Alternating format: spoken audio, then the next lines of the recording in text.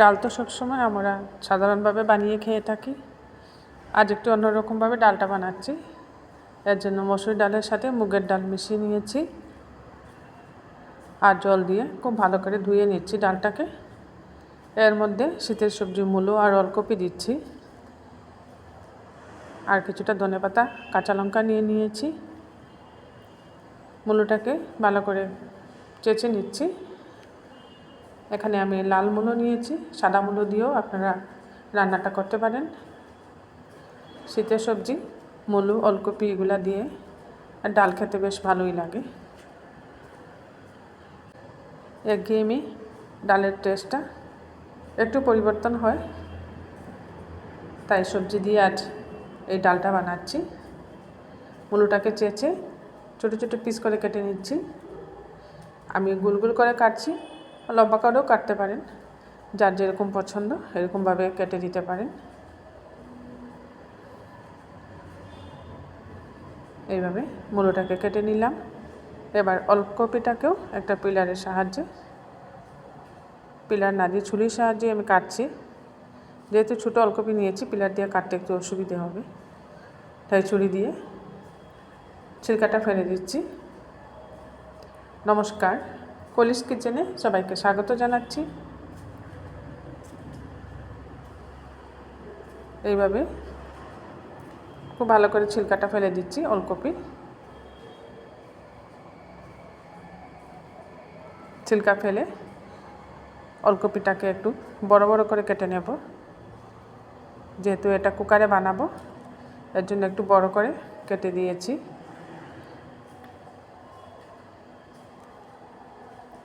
মূলো আর ওলকপি কেটে নিলাম। এবার কুকারের মধ্যে ডালটাকে 2-3 বার খুব ভালো করে ধুয়ে নিয়েছি। ধুয়ে নিয়ে কুকারে দিয়ে দিচ্ছি। এভাবে 2-3 রকম ডাল মিশিয়ে বানালে ডালের টেস্টটা খুব ভালো আসে আর খুব প্রোটিন ভরপুর হয় এই ডাল রেসিপিটা।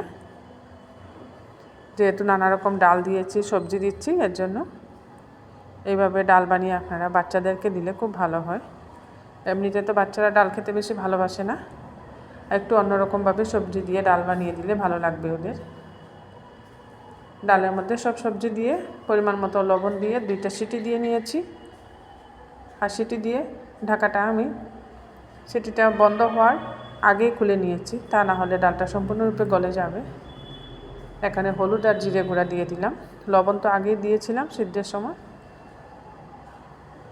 গ্যাসে একটা কড়াই বসিয়ে দিয়েছি, এর মধ্যে সামান্য রিফাইন্ড অয়েল দিয়ে দিয়েছি।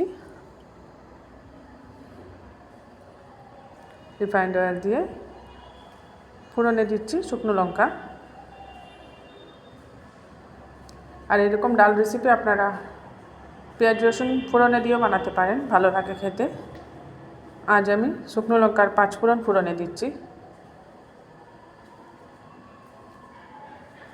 শুকনো লঙ্কা 5 ফোড়ন ফোড়নে দিয়ে ডালটাকে ঢেলে দিলাম।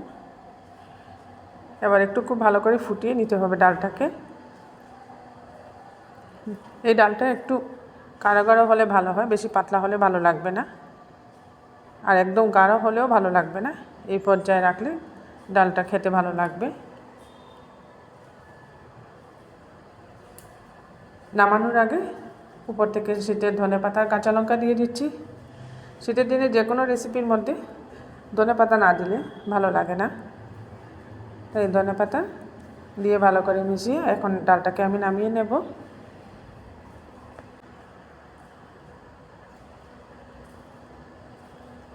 দেখুন ডালটা খুব সুন্দর হয়েছে দেখতে, খেতেও খুব সুস্বাদু হয় এরকম ডাল। আর সবজিগুলোও আস্ত রয়েছে, আর ডালটাও সম্পূর্ণরূপে গলে যায় নাই।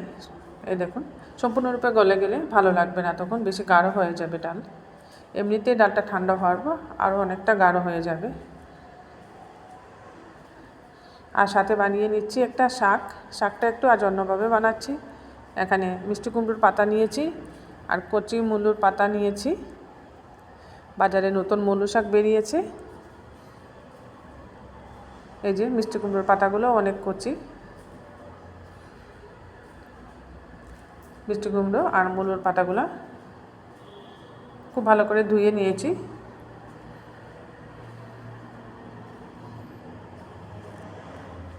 খুব ভালো করে 2-3 বার এইভাবে জলের মধ্যে ডুবিয়ে রেখে ভালো করে ধুয়ে পরিষ্কার করে নিয়েছি মূলো পাতাগুলো। আর নিয়েছি এখানে আদা কুচি। আদা কুচিটা অবশ্যই শাকে লাগবে, তা না হলে শাকের টেস্টটা ভালো আসবে না। আর এখানে ছোটো চামচে 2 চামচ নিয়েছি বেসন। বেসনটাকে আগে শুকনো কড়াইয়ের মধ্যে খুব ভালো করে ভেজে নিতে হবে। গ্যাসের আঁচটা একদম কম করে ভাজতে হবে, তা না হলে বেসন কিন্তু খুব তাড়াতাড়ি পুড়ে যায়।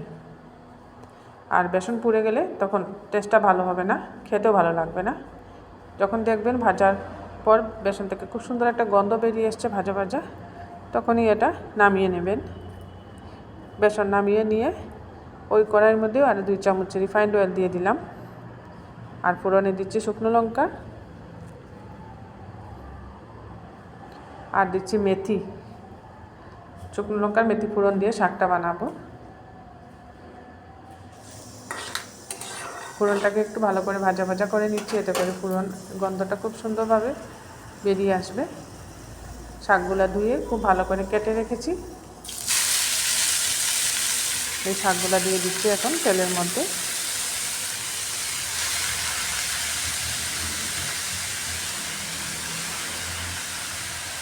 শাক দেখতে অনেকটা দেখা যাচ্ছে, যখন রান্না শেষ হবে তখন দেখবেন শাকগুলো মজে একটু হয়ে যায়।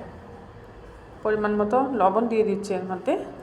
লবণটা দিয়ে আর শাকটাকে উপর নিচ করে খুব ভালোভাবে নাড়িয়ে নিচ্ছি, যাতে লবণটা খুব ভালোভাবে মিশে যায় শাকের মধ্যে।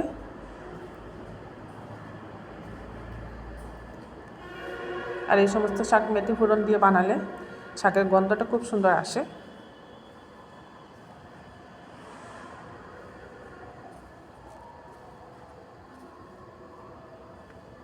দেখুন শাক থেকে অনেকটা জলও বেরিয়ে এসছে। এভাবে বারবার নাড়িয়ে ভাজা ভাজা করে শাকের জলটা শুকিয়ে নিতে হবে। আর এখানে গ্যাসের আঁচটা মিডিয়াম রেখে শাকগুলো ভাজতে হবে, যাতে শাকের জলটা শুকিয়ে যায় আর শাকগুলো খুব সুন্দরভাবে নরম হয়ে যায়। বারবার নাড়িয়ে উল্টে পাল্টে এগুলাকে আমি ভেজে নিচ্ছি। কুচিয়ে রাখা আদা দিয়ে দিচ্ছি এখন।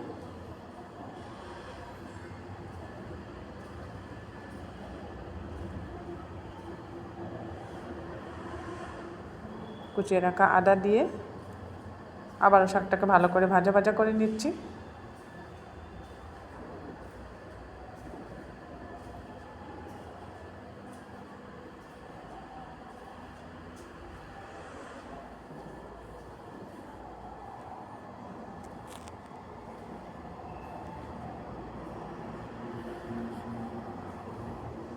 এবার এই পর্যায়ে এসে ভেজে রাখা বেসন দিয়ে দিচ্ছি এর মধ্যে। যখন শাকটা সম্পূর্ণরূপে ভাজা ভাজা হয়ে যাবে তখনই বেসনটা দিয়ে দিবেন। আর বেসনটা যেহেতু হালকা ভেজে নিয়েছি, তাই বেসনের কোনো কাঁচা গন্ধ থাকবে না এর মধ্যে। আর বেসনটা দেওয়ার দরুন শাকটা খুব মাখো মাখো হবে। বেসন দিয়েও ভালো করে মিশিয়ে নিচ্ছি এখন শাকটাকে।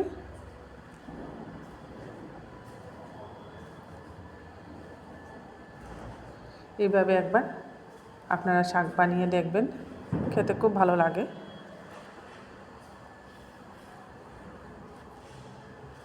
আমার আজকে 2টা রেসিপি আপনাদের ভালো লাগলে বানিয়ে খাবেন, কমেন্টে অবশ্যই জানাবেন টেস্টটা কীরকম হলো। এবার এর মধ্যে গুঁড়ো মশলা দিয়ে দিচ্ছি, সামান্য হলুদে গুঁড়া, সামান্য জিরে গুঁড়া। এগুলা দিয়ে একটু ভালো করে এখন নাড়িয়ে নেব। সব মশলাটাতে খুব ভালোভাবে শাকের সাথে মিশে যায়। মশলাগুলো আমি লাস্টে দিচ্ছি, প্রথমে দিলে এগুলার গন্ধটা থাকবে না, শেষের দিকে দিলে মশলাটার গন্ধ থাকবে। জিরে গুঁড়া, হলুদে গুঁড়া গন্ধটা খুব সুন্দর থাকবে, তাই সব শেষে দিচ্ছি। আর কলিজ কিচেনটা লাইক, শেয়ার, সাবস্ক্রাইব করতে ভুলবেন না। আর পাশে থাকা বেল আইকনটা প্রেস করবেন, এতে করে যখন এরকম নতুন নতুন রেসিপি আপলোড করি সাথে সাথে নোটিফিকেশনটা পেয়ে যাবেন। দেখুন বানিয়ে নিয়েছি একটু অন্যরকমভাবে মিষ্টি কুমড়ো আর মূলো পাতা দিয়ে শাক। খেতে দারুণ লাগে। শীতের দিনে এরকম একটা শাক হলে ডাল আর শাক দিয়ে দুপুরে ভাত খাওয়াটা হয়ে যায়। আগামীতেও এরকম নতুন নতুন রেসিপি নিয়ে আমি আপনাদের সামনে হাজির হচ্ছি।